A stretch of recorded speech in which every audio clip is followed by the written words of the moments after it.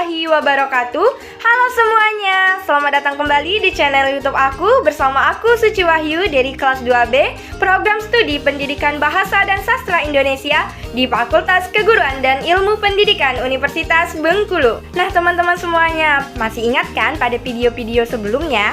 Nah pada video kali ini kita akan melanjutkan dari materi video sebelumnya. Untuk itu teman-teman yang belum tonton wajib tonton terlebih dahulu ya, agar dalam memahami video kali ini teman-teman dapat lebih mudah memahaminya. Untuk link ada di description box atau teman-teman bisa langsung cek videonya di channel YouTube aku. Pada video kali ini masih di dalam proyek yang sama, yaitu di dalam mata kuliah pengelolaan pendidikan yang diampu oleh Bapak Dr. Muhammad Kristiawan, Magister Pendidikan. Oke teman-teman, mari kita mulai pada materi kali ini, yaitu mengenai sekolah sebagai suatu sistem. Apa aja sih subbab yang akan kita bahas?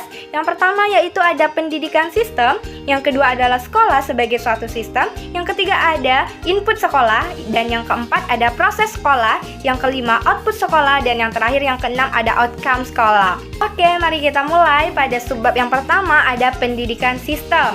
Sistem adalah satu kesatuan yang utuh yang saling berinteraksi, berkomunikasi, ketergantungan satu sama lain dengan maksud untuk mencapai tujuan dari sistem tersebut. Menurut Fakta, pada tahun 2006, pandangan pendidikan sebagai suatu sistem itu dapat dilihat secara mikro dan makro. Secara mikro, pendidikan dapat dilihat dari hubungan elemen peserta didik, pendidik, dan interaksi keduanya dalam usaha pendidikan. Sedangkan secara makro, menjangkau elemen-elemen yang lebih luas. Selanjutnya, pada subbab yang kedua adalah sekolah sebagai suatu sistem. Sekolah sebagai suatu sistem mencakup beberapa komponen yang terdiri dari beberapa faktor, dan komponen yang satu dengan yang lainnya itu saling terkait sehingga membentuk sebuah sistem.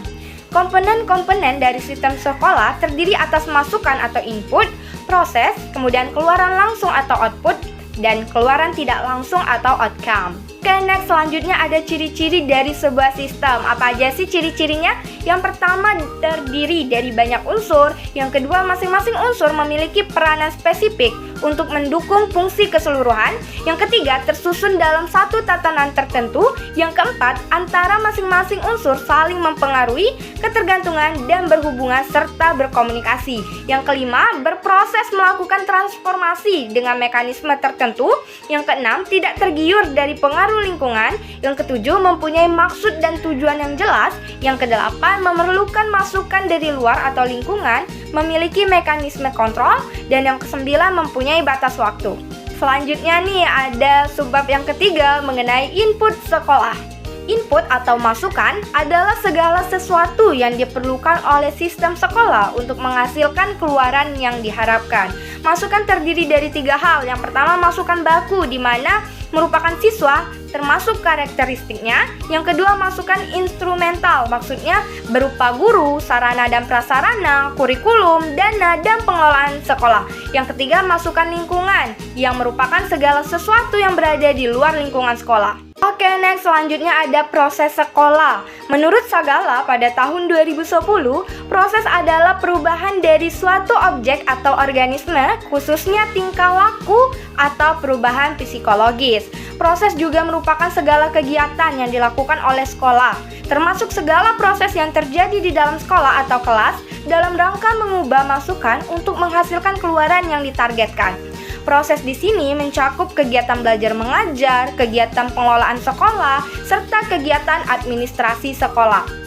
Kemudian proses pembelajaran atau PBM merupakan ujung tombak dari proses pendidikan, yang mana suatu kegiatan dilakukan oleh guru, berkaitan dengan materi ajar yang berlangsung dan dikemas secara interaktif, menyenangkan, menantang, memotivasi, serta merangsang peserta didik untuk berpikir, aktif, kreatif dengan menggunakan berbagai pendekatan, yaitu salah satu contohnya melalui pendekatan kasih sayang atau penuh cinta.